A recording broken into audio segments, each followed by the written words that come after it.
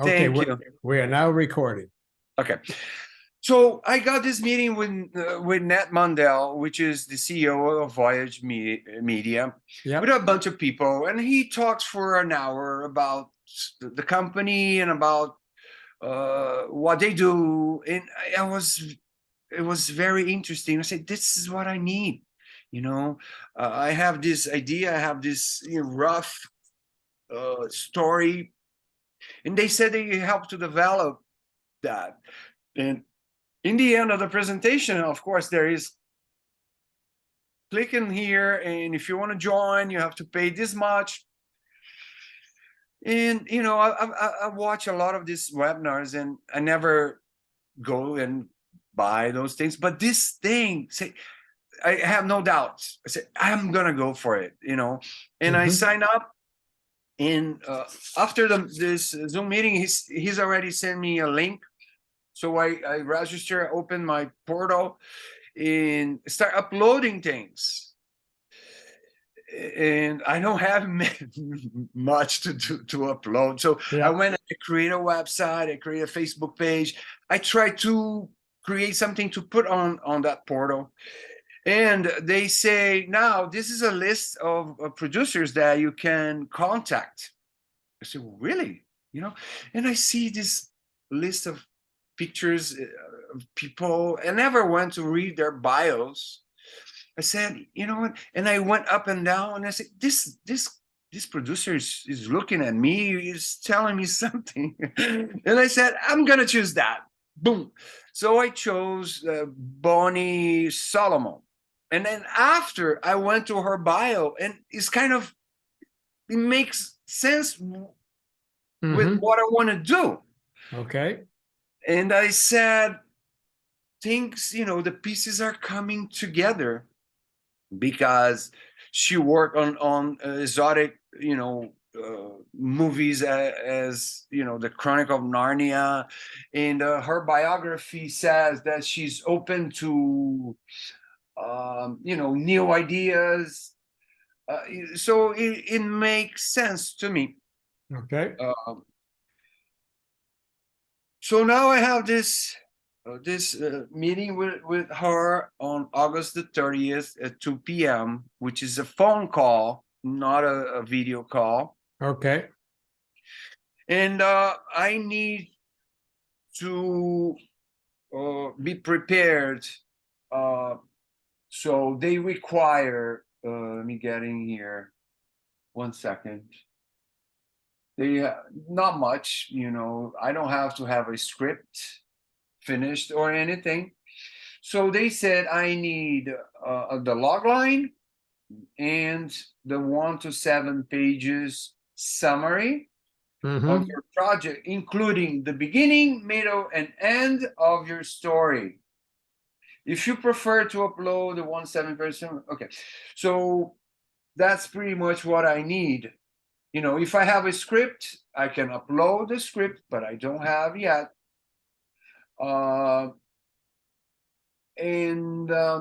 So I said I need to get professional mentorship to develop this presentation, this summary. So I said, let me contact Mark, and I hope he have some time to help me. And here we are, right here. And here we are. So the first goal. Let me get back to the book and to I've forgotten his name. I have it here. Vadim Zeland. Yeah, Vadim Zeland. Yes. And your concerns that I might think you're crazy or something. Yeah, I might. So what? That doesn't matter. The thing is, if you are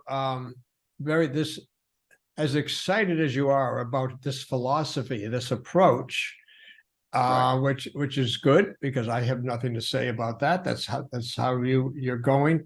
The more I know about it, the more I can get in line with where you're going, rather than push it. I'm not going to push against you. Now, be quite honest, Alex, if I think something that's in there is counterproductive or in the way, I'll tell you. I'll just say this. This is Sure. I I- like your honesty. That's why I I'll want to be work with you. absolutely honest, but Of course. when you say you want to incorporate this in the project and this philosophy, I say, okay, well, then it's almost like incorporating another character into it or something like that. Like say, well, okay, I'll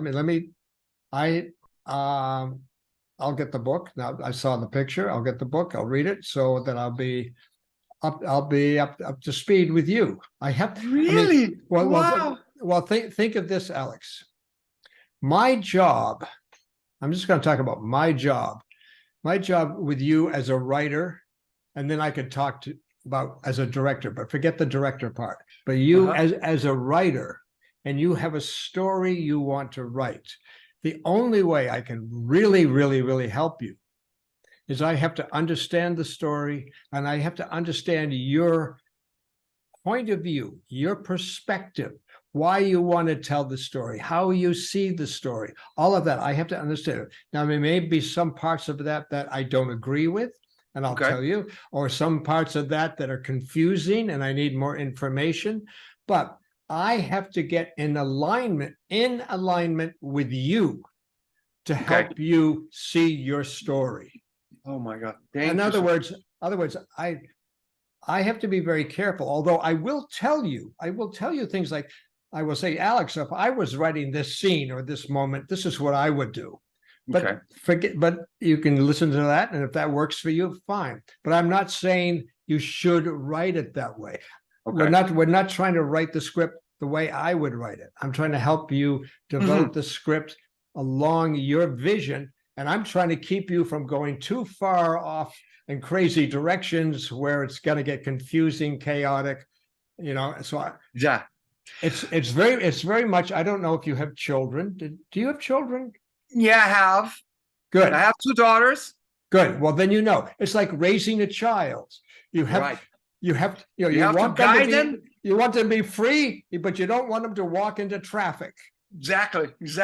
So that's my job with you. I want you to be free, and if this is a powerful influence on you, the more I know about it, the more I can get in line with you. It doesn't mean I have to agree with it or even like it, but this is something that's charging you up. It's getting you excited, which is great. So that's what I'll do. This is wonderful to know, Mark, and thank you so much to be open to that, because my idea from the beginning of this project was not talking about me. Who cares who is Alex Borghi and what happened to his life? They want to know who was Abraham Lincoln or Michael Jackson. They don't care what happened to me. But I'm using my story and the idea of this is to bring awareness, is to make people wake up and don't navigate life without control and get all those horrible things that I caused to myself. And associating this philosophy that I'm learning now to the things that happened to me or are caused by me, it makes a lot of sense. Basically, this philosophy says 2 main things is the importance and pendulum. They call pendulums. Importance is the amount of importance that you give to things that happen to you. So when you create this, put a lot of energy and importance in overthinking about little things or big things that happen to you, you start swinging the pendulum. And this pendulum is there to grab you all the time. And if you go into that direction, your problem is getting bigger and things are coming, without control, and negative things happen. So this is kind of basically what it is. Of course, there's a lot more into this philosophy. And I started not acting and doing this that I used to do before, and problems start solving it like magic. Things that start happening, and And yeah, so I want to try to put this in the story because I never knew about that back Hmm. then. So if something happened, for me, it was the end of the world. It- and I don't know how to put this all together. And actually, I was thinking about um, creating some really powerful graphics like the Matrix, actually, Hmm. where you go back and forth into reality. Hmm. And I don't know, I have this idea on my mind which is not very clear about this pendulum swinging. I don't know how to go about that, but this is not up to me because I'm not in motion graphics. Right. Hollywood can take care of that. They make lions to speak, they do Hmm. crazy things. So I leave that up to them. But incorporating this in the story, in the main character, uh, Hmm. that's something that I want to develop. Good. Good.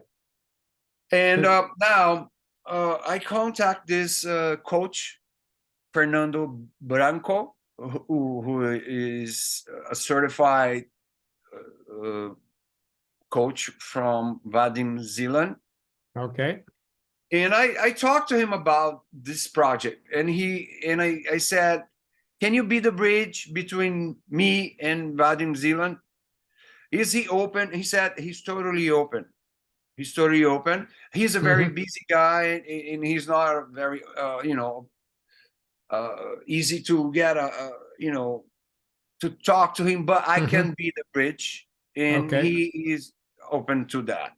Uh, so he Fernando Branco created a WhatsApp group with a lot of good people that is have a lot of knowledge of this philosophy, and we are brainstorming uh, Hmm. every day. I talked about my idea of putting this in the movie, and actually, they are always there to give me ideas, and we're trying to find a way of putting this together. Yeah. Okay. um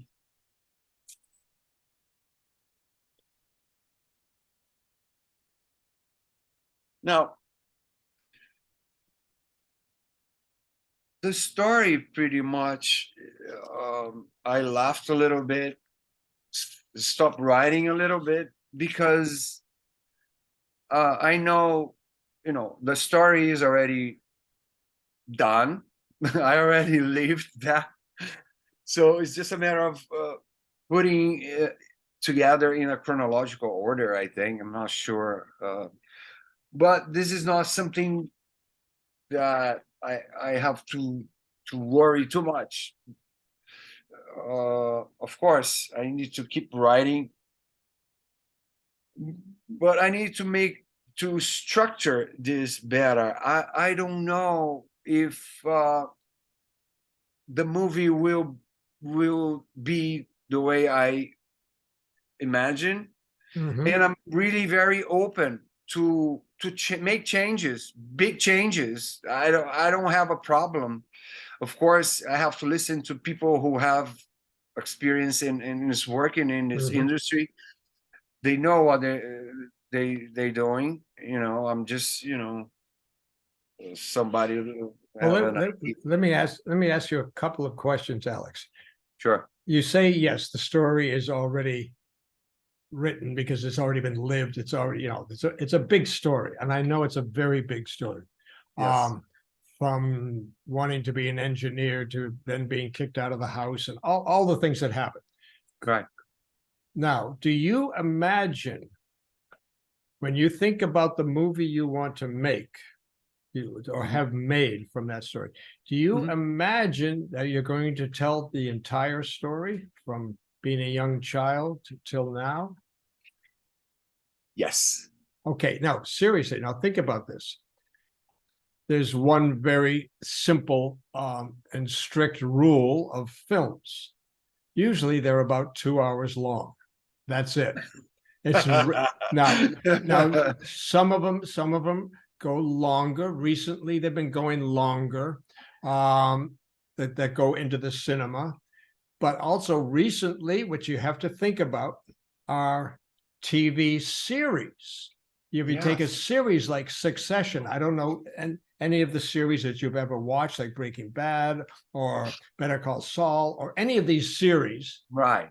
they'll go on for 5 years, and they will cover maybe 50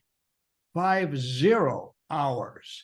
In other words, they can cover a bigger chunk of time in the life of those people.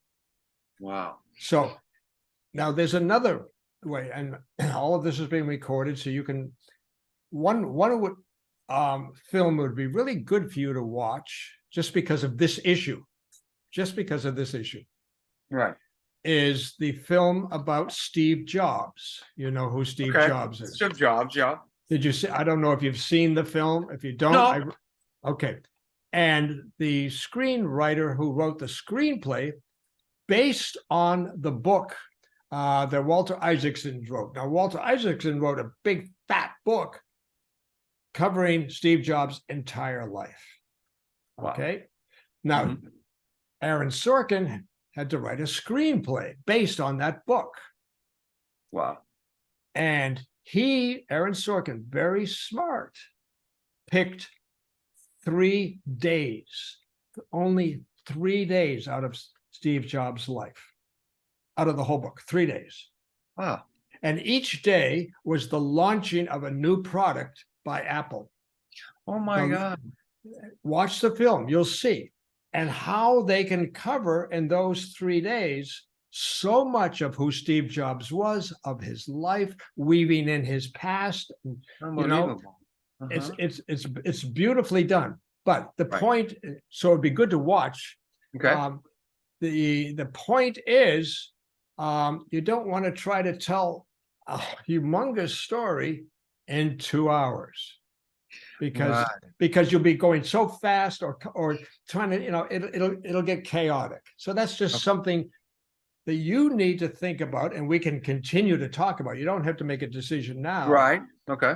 I mean, you could even say to somebody other than me, say a producer who's really interested, say, well, I think this is more, you could say, I think this is more than just a movie. I think it's a series, because it's covering your life is, both Elsha and I know how rich and complex your life has been. Right. Yes. I mean, there's the boxing, there's the criminal element. There's so much. So many that how do you cover them all in 2 hours? How do you do that? So that's just something you have to think about. Now, the log line can say, because your log line says a young boy who wants to become an engineer, but kicked out of the home or whatever it is, and ends up becoming a world famous boxer, and then ends up in crime. Okay, well, that's a lot of stuff. That sounds like a series. It doesn't sound like it's all going to happen within a 2 hour period of time. So so I'm just putting that out there now for you to think about. I'm open, of course. I'm open to all suggestions, and like you mentioned, this guy picked 3 days of Steve Jobs' life and develop around that. This is genius. That's why I need to talk to people like you that sees the things that is kind of plain, but is in 3-dimensional view. I see this is a piece of paper written a story, but you see completely in a completely different dimension. And you can come up with something that I was not even thinking about, as you just said, the series. During the Voyage Media presentation, they say, the only thing you need to do if you want to participate in this is to be open, open-minded, because somebody, you know, a producer or something, somebody from the team can come out and say, look, I think we need to do this instead of that. Mhm. You know, they might say no to this, that you, so I'm completely open to that. And this is something they might propose actually. And I think is a great idea, Mhm. because my film starts in 1965. I know. And how come I'm gonna tell this story until 2023 or 25? That's where, you know, I think it's gonna go in 2 hours. It makes a lot of sense what Yeah. what you're suggesting. Yeah, and one thing I'm going to suggest to you, and I'll help you out with this. I'll look up some suggestions. Is to watch other films that are biographical Right, when they're trying, especially now. Steve Jobs is very well known, and let's stick with people who are well known, because right, yes. because the challenge with somebody who's well known, we know a lot about him, and we're going, how can you tell me everything about this guy? How can you include? You can't include, but what do they choose to include? Another one, Okay. which Spielberg did, was he made a film called Lincoln. Lincoln, yeah. Did you see it? No. Watch it. Okay, watch it. Okay. It's about him struggling with one amendment that he's going to add to the Constitution. Mm. One. You see how A they are key. genius. It's a key moment in his whole Can't believe career it. and the pressures he's under, you know, and it has to do with the civil rights of African Americans, and I mean, it has, you know, so it includes a lot, but it's Uh-huh. in a very short period of time, a Wow. very short period of time. So, Okay. so that's another one you could watch. But to watch some of these films, because the chances are, Alex, you'll see something, you go, wait a minute, that gives me, I know what I can All do. right. You know, it might even be with the Steve Jobs ones, which is 3 days. You go, if you were to tell your life story in just three events throughout your whole life, what would it be? It's an interesting challenge. All right. Yeah. I was searching for, you know, movies that kind of tell a story, you know, autobiographical movies Yeah, to get ideas and stuff. So I found this movie that's called Autobiography. that's the name of the movie. Yeah. It's from a Filipino guy and it's really interesting movie. So yeah, I have a selection of movies here that I need to watch and and see how is the structure of Yeah, yeah, that kind of yeah, stuff. yeah. You know, Good.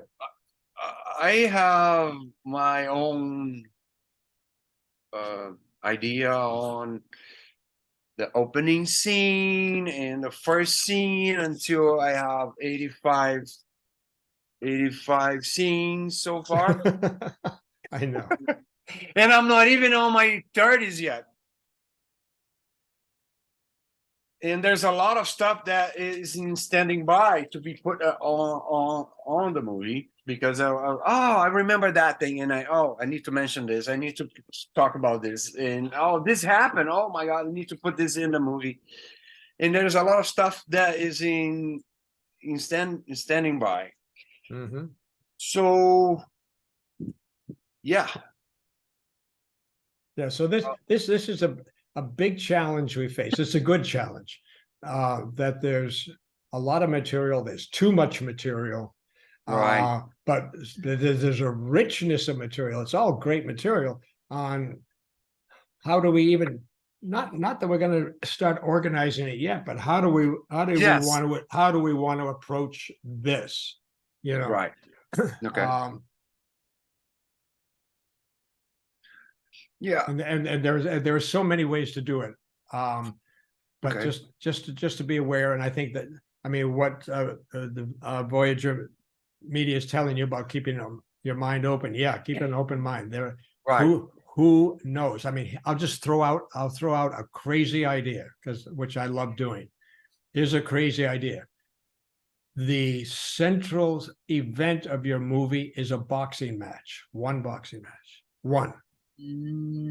Okay. Out of which there are flashbacks and flash forwards that cover the rest of the life, but it all happens during one boxing match. So now that's a structure. You go, wow, that's interesting. That makes this guy, at whatever age you were when you're boxing, let's say 30 years old or 25 years old, he's going in to fight an important fight, and we'd have to pick an important one.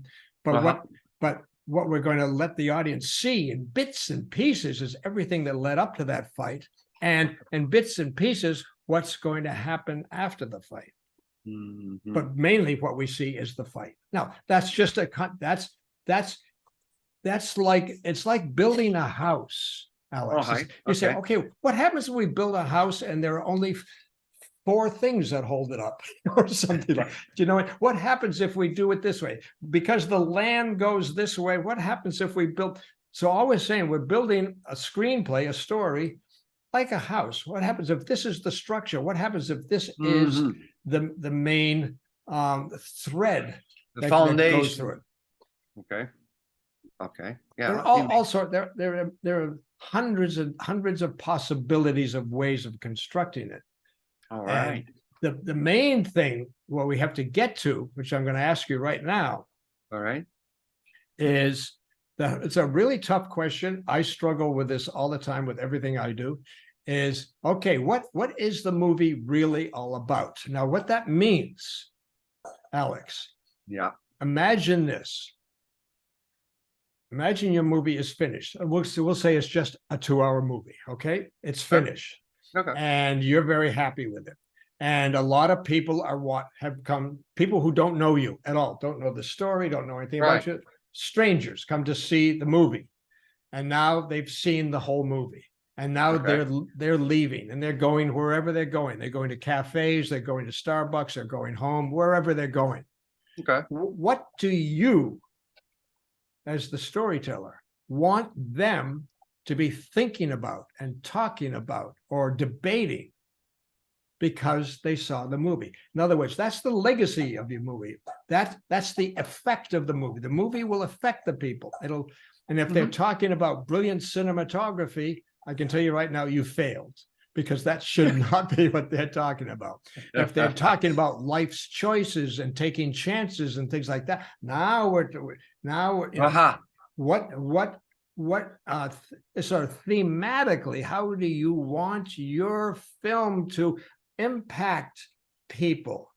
Did you see? And men and women differently, young and old differently. It'll affect them all.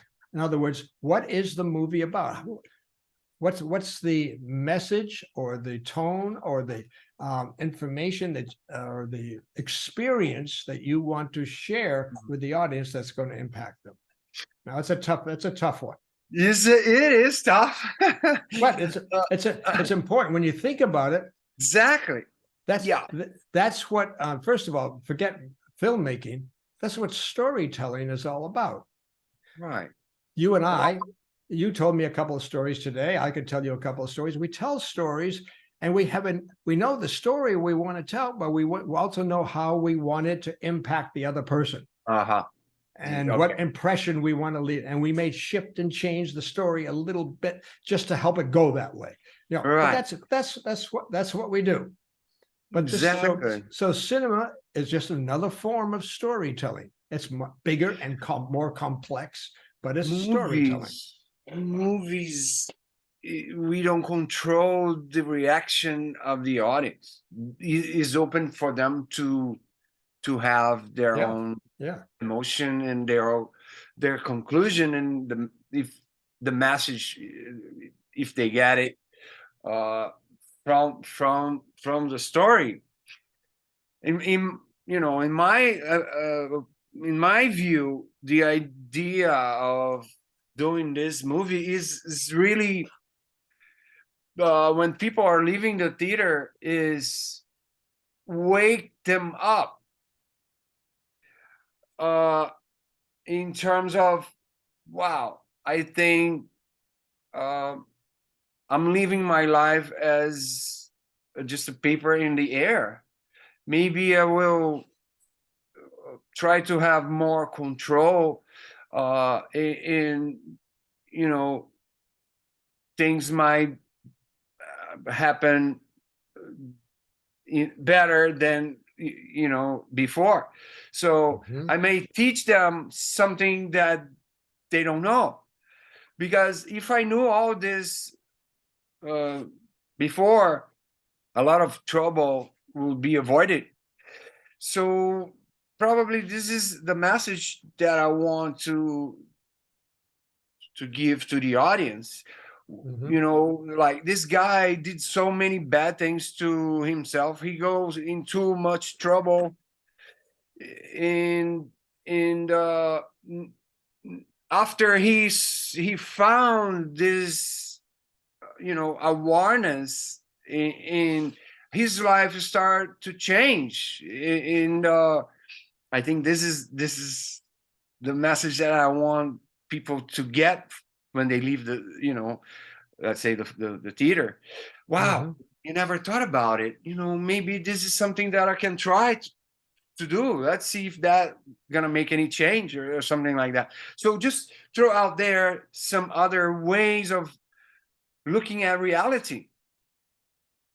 Okay. That's it's not about, wow, that guy, he was, he was poor, and he was a child, he was bullied because he was blonde and blue eyes in a black neighborhood, and then he suffered, and then he became a box. It's okay, it's a story, a lot of events, but who cares about that? There's no Mhm. message. So I want to insert a message on that. I don't know how yet, but like they say, the way is not up to you. They say life is like a movie, and then you can change the role of the movie, that and things start happening. That's I don't know. That's Now, my how, idea. how much of what you're saying right now, Alex, is based on this uh, new book and the reading you've been doing? Com- Compared to the movie itself. No, compared to if I had talked to you before you read that book. Wow. I think this is pretty much everything. Okay, That- so I mean that's what I'm hearing. This is not a criticism, it's just an observation. of So course, what I'm hearing, you can be hard on me. I know, I'm used to. I'm a boxer. Just throw the punches. I know that, and you can punch back, and No, I don't. I will keep up. Oh, okay. All right. And the one thing, I mean, that's fine. Just be aware that I mean, this is same for me as it is for you. Whatever we're going through at the moment might be the priority thing that we're focusing on, where a week or a month later it shifts. So that's all we have to be aware of. But also be aware of the danger, really, of wanting to teach the audience something. Now, there's a difference between teaching and just experiencing things. If they can Okay. experience something and learn from that experience, Right. but the audience very quickly will shut off if they feel like the film is trying to teach them something. Uh-huh. This is the Gotta be way you really should. careful. This is the way you should think. If you did this, after a while we all go, even though it might be very interesting, and if we're exposed to that information in another form, like a book or something, we might be very interested, but right at the moment, we're not. The wonderful thing about the audience in a film, as opposed to the reader of a book, I'll Uh-huh. just use that. The reader of a book, it's very simple. You're reading a book, you don't like it, you put it down. In fact, a lot of people go into a bookstore we used to go into bookstores, or even on Amazon, read a few pages, you go, no, that's gone, right? The audience at a film has made a commitment. First of all, you've already paid money, whatever Right. the money is. Yes. And even if it's on Netflix or something like that, it's pretty much the same, but you've made a Yeah. commitment, and you Exactly. you don't want to be taught something. Mhm. You want to be entertained. But Mhm. entertainment is the best way to get to teach. In other words, entertainment, the audience is open. Take me Right. on a ride, entertain me, thrill me, scare me, frighten me, do something. In other words, they're much more, the audience in a film is much more open and vulnerable. Right. And they'll absorb everything. Absorb a lot more, yeah. Absorb a lot more. They cry, they Absolutely. And then they go, whoa, that was great. They this may is have been, visual, right? yeah, but they may have been screaming, they may have been frightened, they may have, then afterwards, oh, that was a great movie, I want to see that again. They say, great. In other words, that's the difference in a movie. But if you try to proselytize to them or teach them something or convert, they'll shut down so fast. Yeah, So I know. That's all. Exactly. Yeah. You know, this philosophy, the reality transurfing philosophy, has there's a lot of terms in the meanings, in actually the name. I don't want to use any of that. Okay. I don't want to, I don't want to use, oh, this is about reality transurfing. This is unexplained. No, it's like subliminal. Yeah, that's fine. Yeah, that's Something fine. that is not even mentioned the name of just the state of mind, and then this somehow I don't know how to develop that, but that is how the main character is living his life, but in the wrong way. His mind is not set to the right direction, and this is what's happening to him. And he can get out of that. Sometimes he get out of it because the movie goes up and down. I have very good moments where I was down, deep down, and then somehow I get up and I grab something like the goal or something. Oh, now I want to get married. I think the marriage will save me from this life. And then and oh wow, now he's got it. He's gonna go up now. He's gonna be okay. And then something happened. Instead of me not giving too much importance that thing that happened when I was fine. No, I grabbed to that disgrace or little thing that, oh, they stole my car, and this was the end of the world. I go back to the crime again instead of no, that's fine, so this kind of thinking that led me up and down and forever. And then, oh, now he's back to the university. I went to physical education, one of those boxing. So, oh, now he's not going to be engineer, but he's going to get his degree. And now something happened, which was true, a real story. That I worked 2 jobs, and I was teaching boxing and studying at night. It was very, very busy schedule, but I was young. I had a lot of energy, and then I depended on my motorcycle to do all of that. And then somebody stole my motorcycle. So instead of reacting as I do now with terrible things that happen, now I see different. I don't put a lot of importance in everything is fine. No, I was, oh my God, they stole my motorcycle. I'm gonna do that too. So I start robbing motorcycles around, and then a lot of bad things happened. I was shot. So this roller coaster of things was happening because I didn't know how to manage my reaction to bad things that happen. And then I'm talking to you about this project, and I'm in the middle of a divorce right now. Yeah, this is the third one. Third? yeah. Okay, And yeah, so look at me. I'm happy. I'm okay.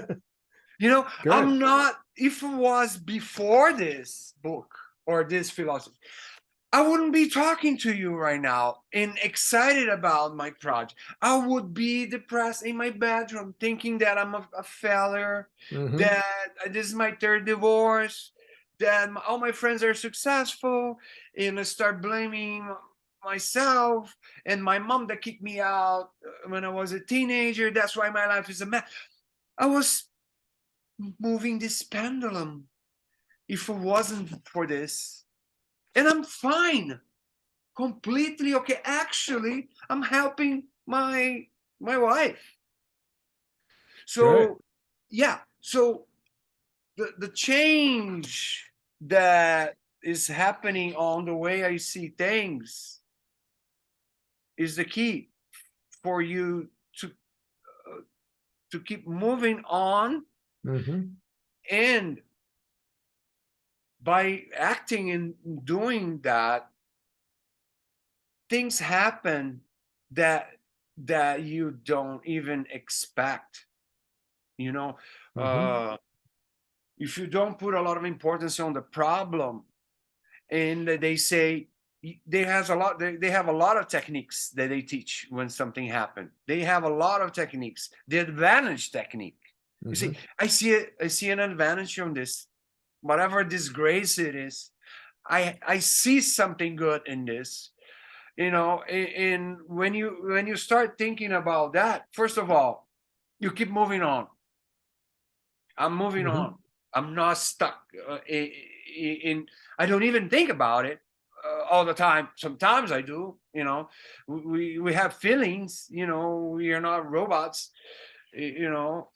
And then sometimes I sit down and I think and I start getting sad, and then it's not out of it. I say, look, I'm not gonna play this role in this movie of a victim, of a poor guy, or poor me, or my wife is leaving me because of.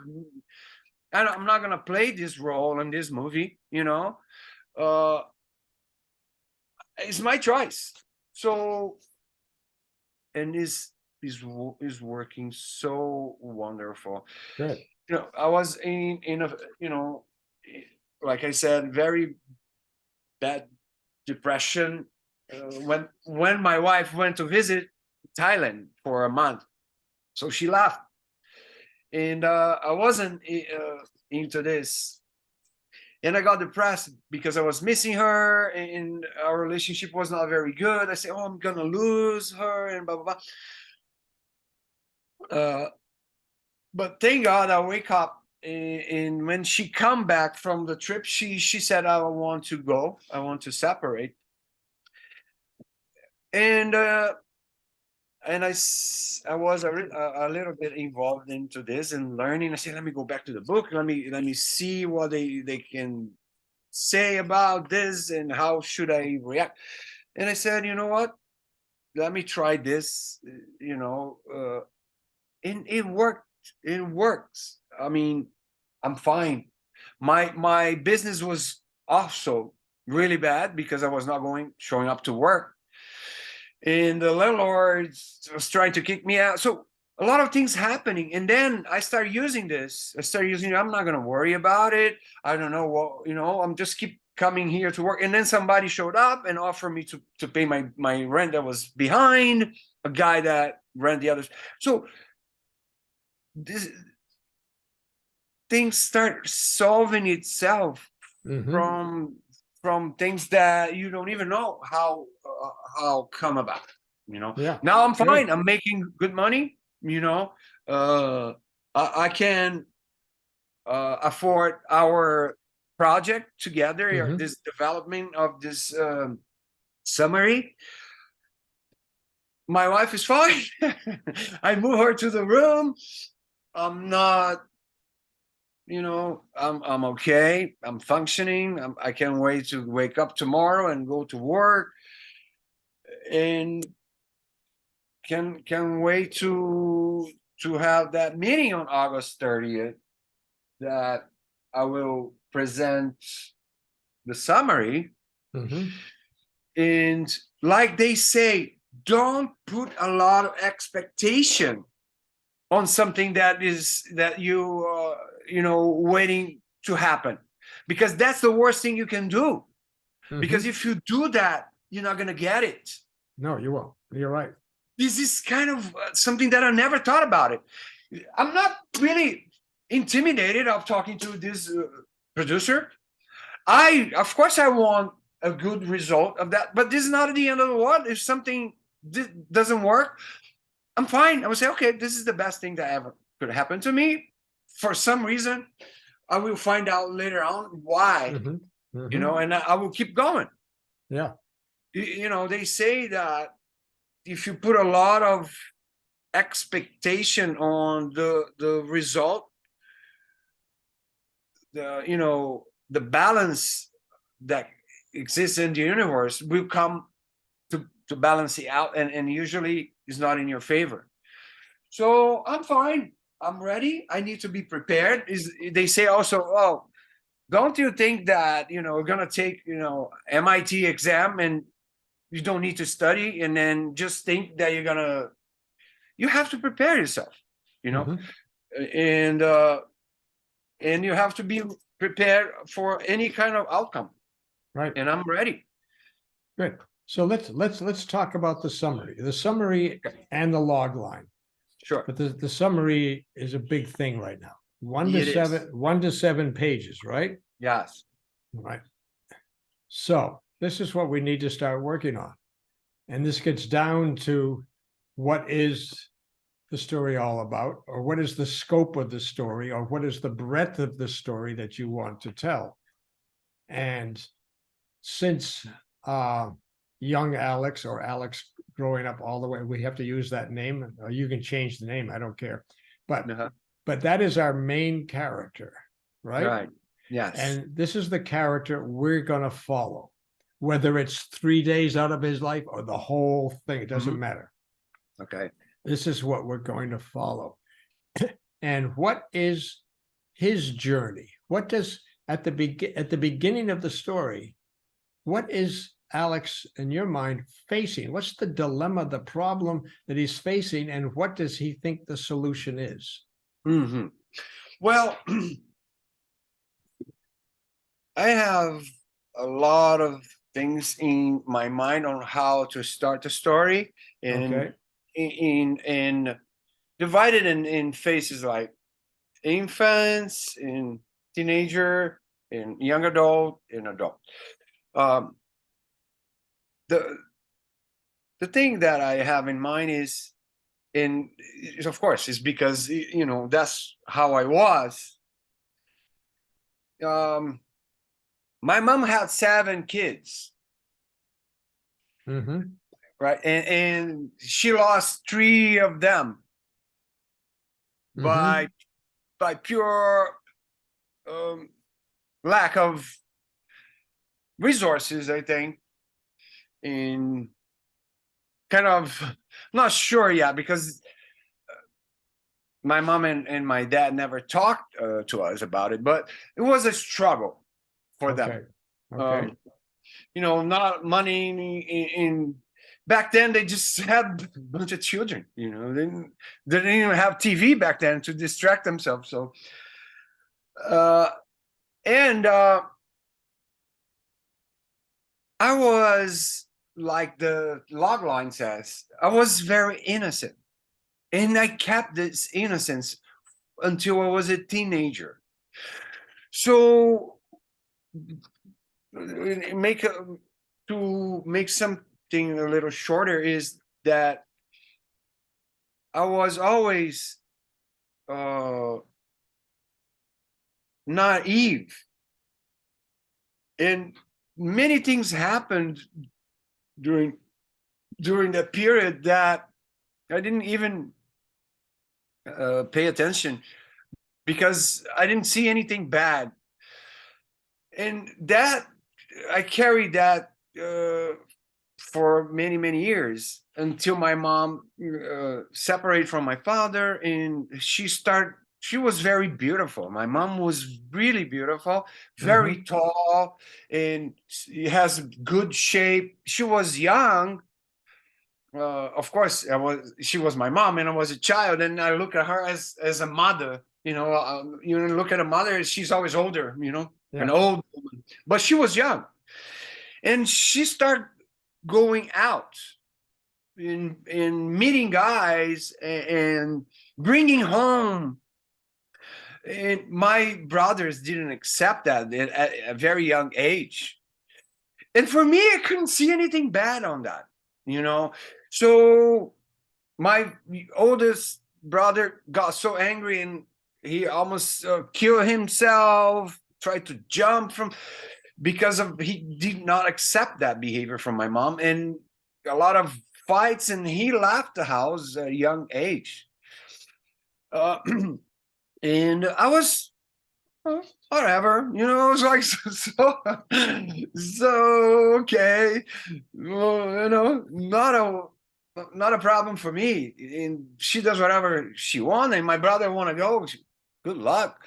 And then my youngest brother had a big problem with my mom, and one of her boyfriends got into a fight, and he left very young. I think it was 13 Oh, or wow. something like that.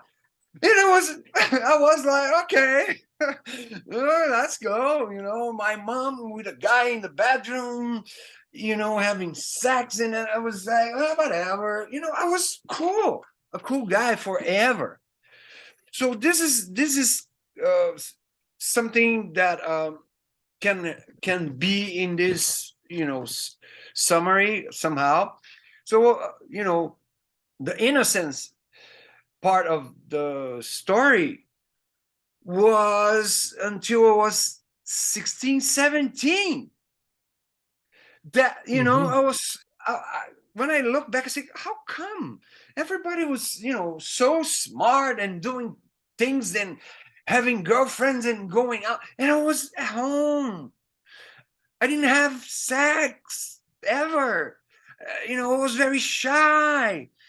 And then that's the thing that I want to show also in the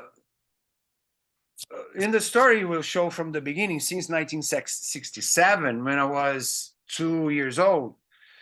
My mom was already cheating my father, and then this is part of the story that in the end will make sense.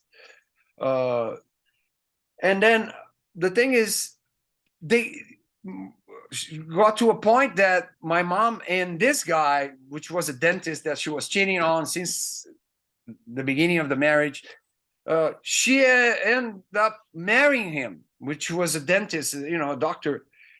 And I was the only one left. So I went to live with them.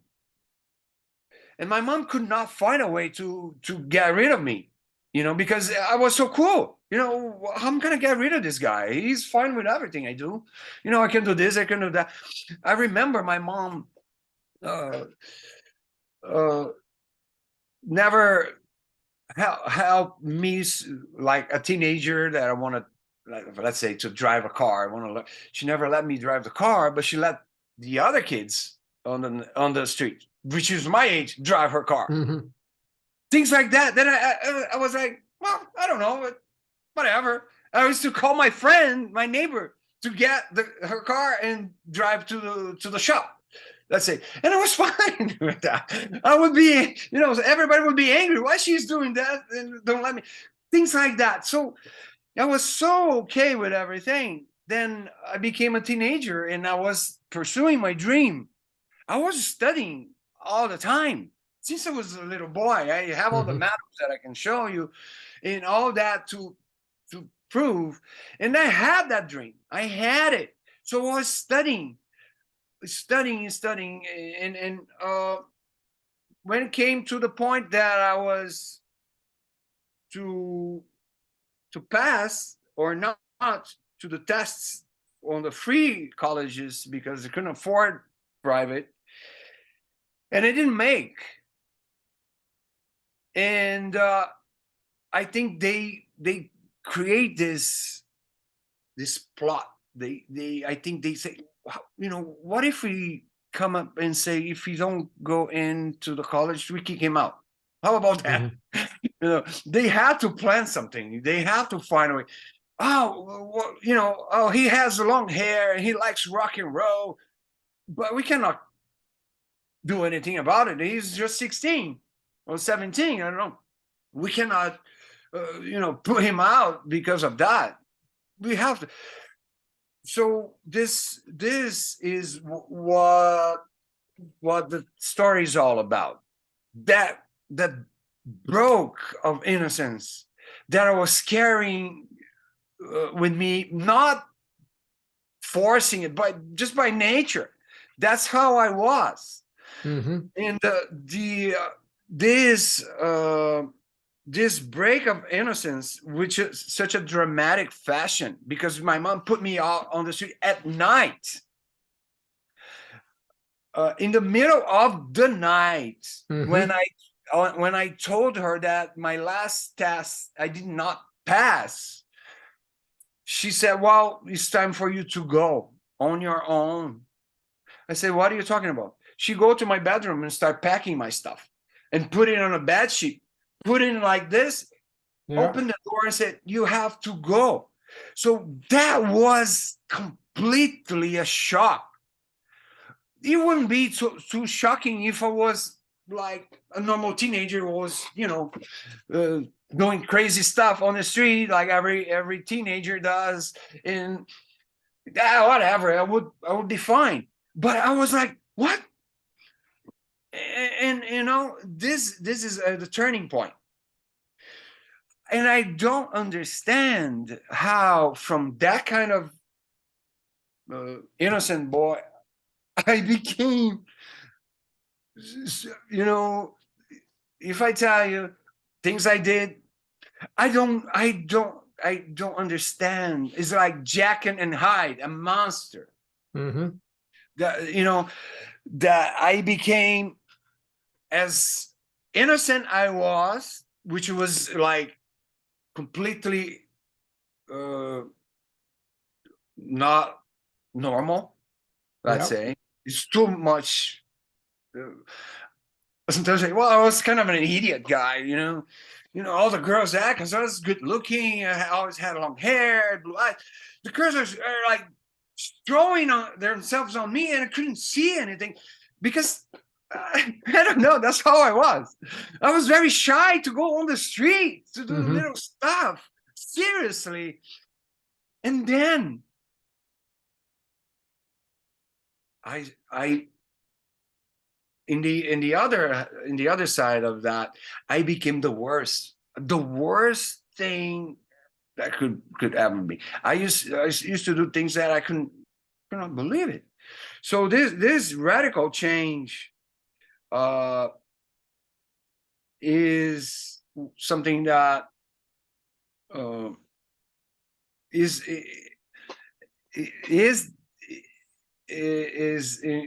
I don't even know how to describe how I come from this to that,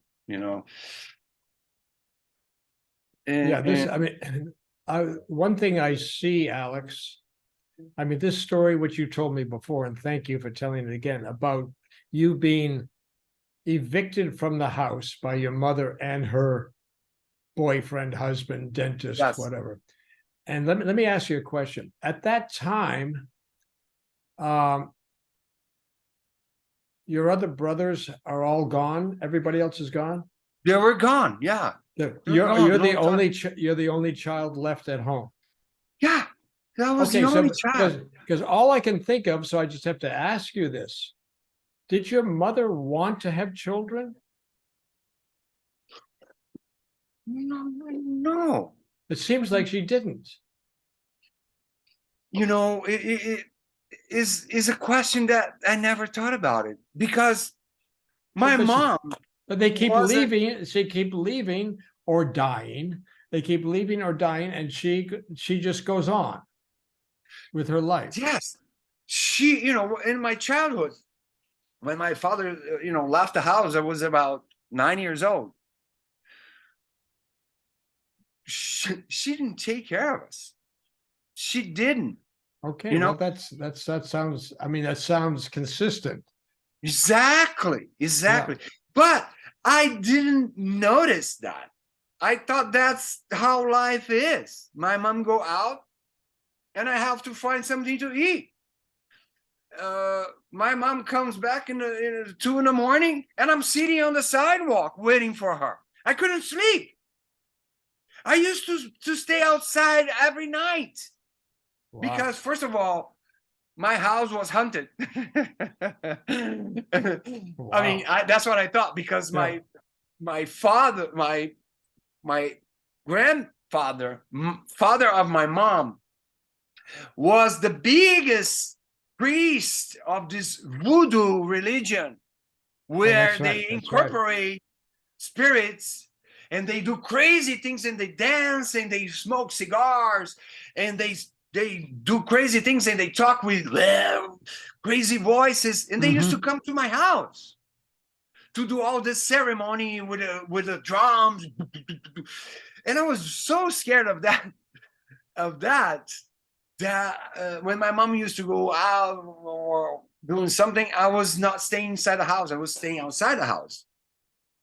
So she never took care of us. Let me tell you, we used to go to school, right? Hmm. So since the first grade until the fifth grade, we used to go to a private school. My father was the only one working at home. Was don't make a lot of money, but for somehow he was able to put us in the good school. But school of rich people, and we were poor people, so we have nothing. Never, and never. One day, I can remember. I bring lunch to eat, or have money to buy something to eat during the break of the school break. There you go eat Hmm. something. Never. My mom didn't care, didn't prepare anything for us like that. So she was not very taking care of us. No, We were kind of that's very clear. lost Yeah, in that's the very clear. streets. Seriously, we do it whatever we wanted.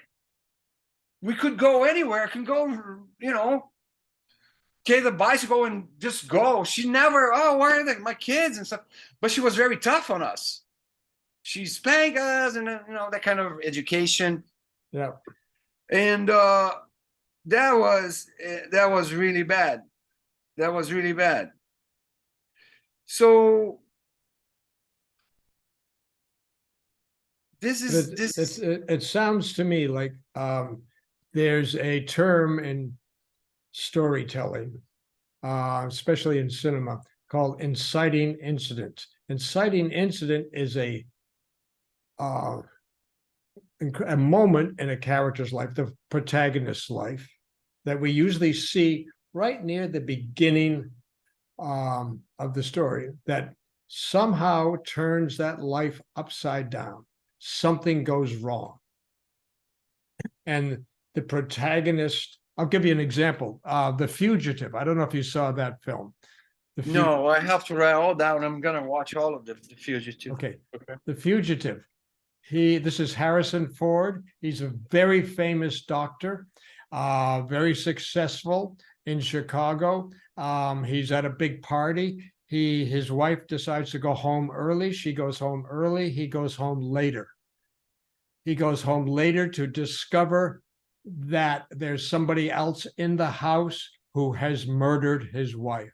Oh, And he fights with this man, and the man gets away. The only thing he knows about the man is he has only one arm. That's all he knows. Okay. wow. Now, That that's gives me chills already. okay. Seriously. And the police are called, all the people are called, and eventually, very quickly, they determined that Harrison Ford killed his wife. Oh, Now that's an inciting incident. Now your life is turned totally upside down. wow. And the rest of that movie, if you watch it, this won't harm anything. He is intent upon proving his own innocence. There was a trial. He was found guilty.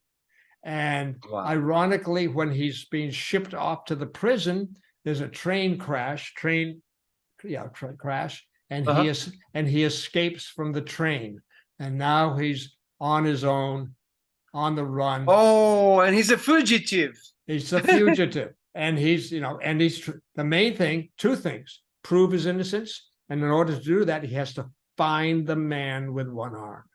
Wow. Now, the reason I mentioned that is because that one's very clear about inciting incident.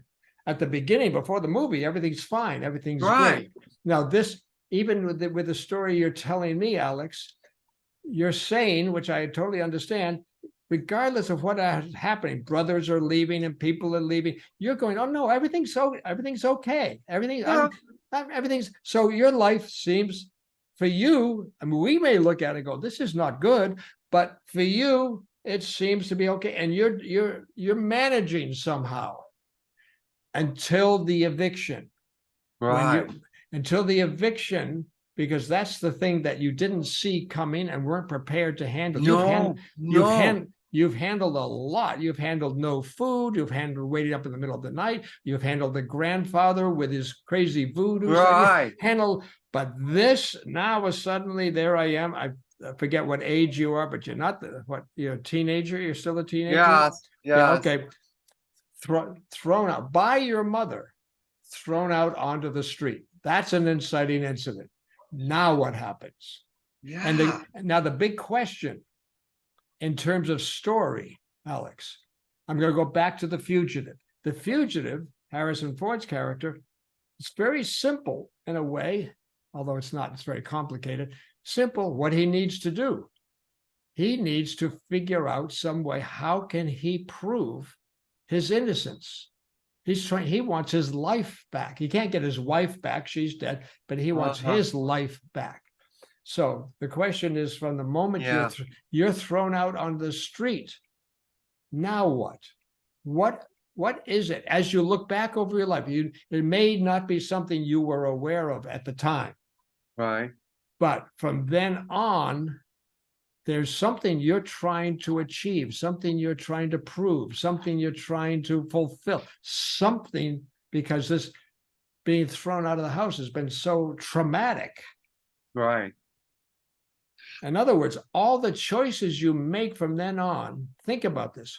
Right. What are you trying to do? What are you trying to prove? And maybe it might be, what are you trying to prove to your mother? Your mother who evicted you. I remember the first time we met, you came with this question that I was, how he come up with that? How you think about this thing? Well, like the first meeting, you talk about my father. Remember? I don't know if you remember. Yeah. I said, how come he did that thing? I don't even. Wow. But this is what we have to look at, because But this is what's amazing. This is what's driving the character, driving your character. And even let's say whether it's the boxing or the crime may be revenge against them. I don't know. There's something unconscious, most likely, that's driving you. Now you and I have to know what it is. The character may not know. The character in the screenplay may not know, but you and I have to know. We have to know more about the character than the character knows about himself. And this is why we have to explore every aspect as we look at all the choices that you make. That's something I don't know, Mark. That's okay. I have to think about it. But I don't know why I did all that. Why I chose to do that. I'm not sure, because I start walking on the street and I was shocked, and I didn't know what not, because back then we didn't have cell phones. We couldn't say, "Hey man, here, can you help?" I didn't know. I didn't know what to do, where to go, and I start walking on the street, and to a point that I got tired and sleeping on the street, and I said, well, that's where I'm gonna live now, I think, and then that's what I did. And then after a few days, I went to my friend's house, because I was in high school, just finished high school, and we had a band. I used to play in this band, four of us, and we are very close friends. We used to, to study in the same classroom, hang out, and then they had a band. I was not part of the band, right? Mhm. And I used to watch them playing in the back of the house of one of them. And I was always there watching them play. I didn't play any instrument. I said, wow, this is so nice. They play in the band. Huh? That's so cool.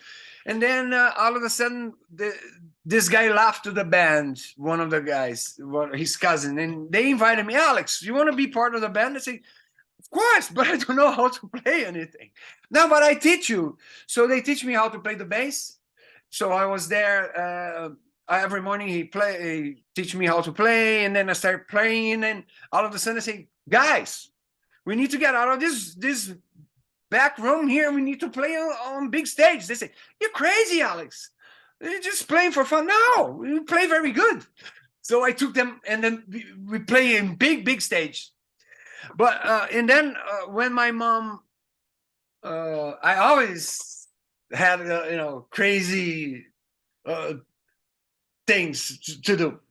And then when I was a few days on the streets, I was kind of hungry, and I went knock at my friend's house somehow with my stuff, my little stuff.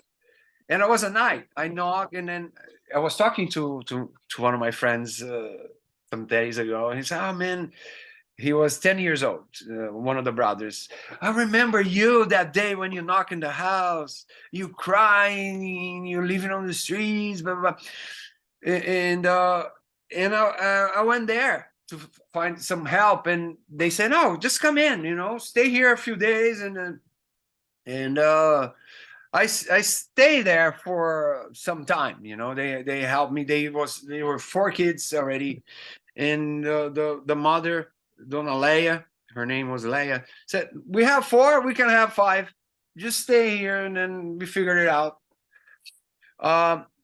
Somehow, I don't remember how, but my mom knew the phone number of my friend, and she called after a few days the house, crying. And Donna Leia answered the phone and said, is your mom? I said, I don't want, why, how she called you? I said, I don't know, but is your mom on the phone? She want to talk to her. I said, I don't want to talk to her. I don't want it. I don't want to see her anymore. No, she said, go talk to her. Maybe she said something. She's something important to tell you. Just talk to her. I said, okay. She said, crying, oh, the college call you, call here, and you pass. You go to college. In the second list, waiting list, something happened and you pass. I said, fuck you. I don't want you. I don't want to hear about you. I don't want to go back. I don't want anything. So, so this is another thing that from that, I felt like I'm a kind of a dog, put on the street and then come back. And I was so young, I couldn't process all that. It was too much. And I got so angry, and I said, no, I don't want anymore. I don't want anything anymore. And I continue. After a few days there, I went back to the streets, and then all those horrible things happened to me. But maybe now you ask me that question, and I connect to this phone call. Maybe I said, I'm gonna show my mom how bad I am now. Maybe I said, she put me on the street for a stupid reason, and now she regretted. She couldn't even wait a few days or something like that. And now she want me to go back and like nothing happened after a week of living on the streets. No, I want to show her. So are you punishing her? Yes, Yes, so stupid, No, I know. Yeah, And I no, but said, it is. Now, remember something, and we have to stop here in a moment because we've sure. gone over time. But Alex, remember one very important observation. This isn't mine. This is from somebody else. Events. I'm sorry, Mark. Sometimes I talk too much. That's okay. Events, Alec, events in our life. Events that we consider bad events, horrible events. And they're really harsh, right? For our life. They're hard. Yes. Those events are great for a story. Okay. So the term is bad for life, good for story. Awful. Punish mother. Great for the story. What a horrible thing to have to do. But just remember that Okay. the real gold in your story is all the horrible things that have happened to you, that you have done. You go, okay, that was horrible, but this is good for the story because it opens up the dramatic tensions and conflicts that are going on in the story. So the idea of you as a teenager, your mother evicted you, she makes a phone call days later and you evict her. All right. You know, Yeah. Yes. it's payback. I'll show her, and maybe getting into trouble. Maybe that's unconsciously punishing your mother. Yes, and I never thought about it. And now thinking better, I was arrested many times and I was in the newspaper all the time for, committing crimes and, shooting people and got shot and stuff like that. And I was arrested. And my mom got involved in all that.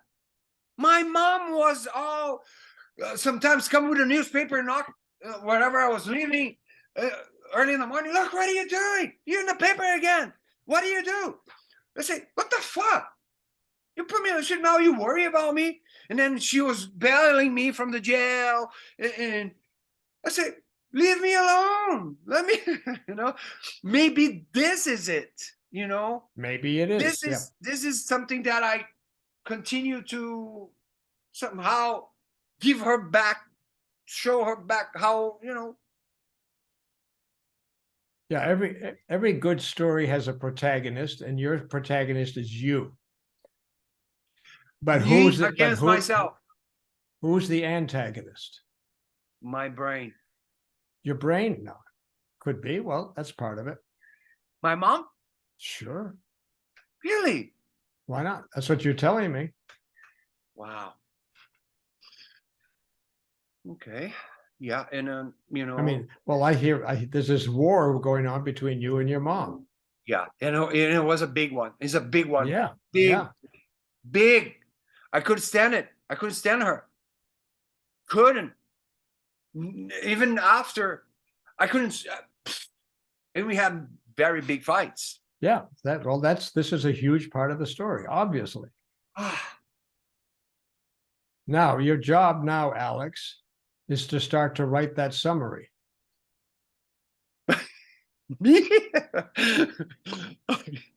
Oh, Mark. That's your job. That's your job. It's your story. It's your summary.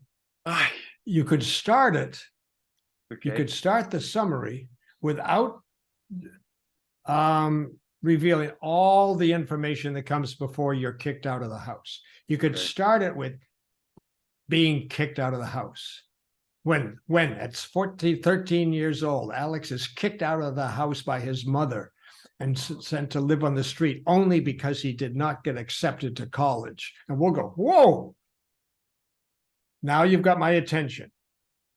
Now you can mention stuff that happened before, but there's a place to start. In a summary, you want to get our attention real quickly. The hook, they say, right? The hook, yeah, the hook. And you could say, and for the next, so many years, he and his mother are at war over the soul of Alex. Who controls the soul of Alex? That's so nice. I love that. Okay. But I mean, you got to get our attention. Then you could say, living on the streets, crime. Every time he's written up in the newspaper, the mother gets angry. But Alex is angry, angry at her for being angry, but also thrilled because that's part of your war against her. That's part of the Right. punishment or whatever. But anyway, you got to Right. start looking at that, trying to Okay. figure out. Don't try to write the whole story. Try to go from major turning point to major turning point. Okay. Got it. Also the thing you've talked about, which is maybe or maybe not, I don't know if it's a big part of the story or not. The musical group that you were with. Yeah. It's Do you big, know, a big part. Big part. do you know what that is? What do you mean? Family. You trying to create a family. You trying to be part of a family. Oh. Other people making music together. You want to join? Yeah, I'll join you. Now there's a big part of your story. I'm guessing, because I know your story somewhat. There's an unconscious thing of we all want to have a family. Yeah. We all want to be part of a family. We want to be a part of a group. And sometimes it's just a group that you're with that is the family. It may Don't not want to be be related. isolated. You know, those of us who are in the film business, you know, we create little cliques of group, family. But here's young Alex in a family that is falling apart in front of his very eyes because brothers and sisters either die or leave, and then he's the last one there, and then he's kicked out. You know, what happened to family? Right, yeah. But when you see the group playing together and you're just hanging around because it feels good, this feels like a family. They may not be a biological family, Yeah. but then they ask you to join. Now you're being asked to join a family, and we'll teach you how. Okay, now he's been evicted from one family. Now he's been invited into another family. And my guess is every legal or not, everything you pursued, like the boxing, okay, or the criminal behavior, there's always family involved. Wow. You know, I'm assuming that when you go into boxing and there's the people you're training with, that's a Yes. That's I had a father figure, my coach. That's a family. That's a family. He was like my father. Yeah, exactly. And it's more than just being interested in boxing. It's Right. It's they are providing something for young Alex, or Alex as he's growing up, that makes him feel a part of something, because it was taken as a child, it was taken away from you. It was denied to you. He was. Yeah. Wow. Amazing. Amazing how you. Wow. He's Mark Travis. What do you want? He's a genius. This is what I do, Alex. So awesome. You do very well. So your job is to start to work on that summary. Now, okay. To get back to business a little bit, how often do you want to meet? Every other week. That's fine. If we can. Whatever pace you want to go at is fine with me. Yeah. It's more also about my budget, you know. So we can. But meanwhile, as you're writing, Alex, if you've come up with something, send it to me. Okay. Don't wait until 2 weeks. If we meet, we can. Oh yeah. We'll schedule something 2 weeks from today. But send me what you have. Send me what you're working on. We won't meet like this, but I may send it back to you with some suggestions. In other words, to keep the process, where if you feel good about it or if you feel stuck, you write to me. All right, Mark. Okay, I'll do that. Thank you so much. And it's a pleasure to see you and be in touch with you again. It's wonderful. Thank you so much. Say hi to Elsha. I will say hi to Elsha, and she sends her love. Oh, she's so nice. She's right over here. She's waving at you now. How about the running? You're still running? Running, yeah, still running. Awesome. Congratulations. Yep. Thank you, Mark. Okay, so 2 weeks from today, and I'll send you a reminder on that. Okay. Okay. Thank you. Okay. Bye-bye. Talk soon. Bye. All right.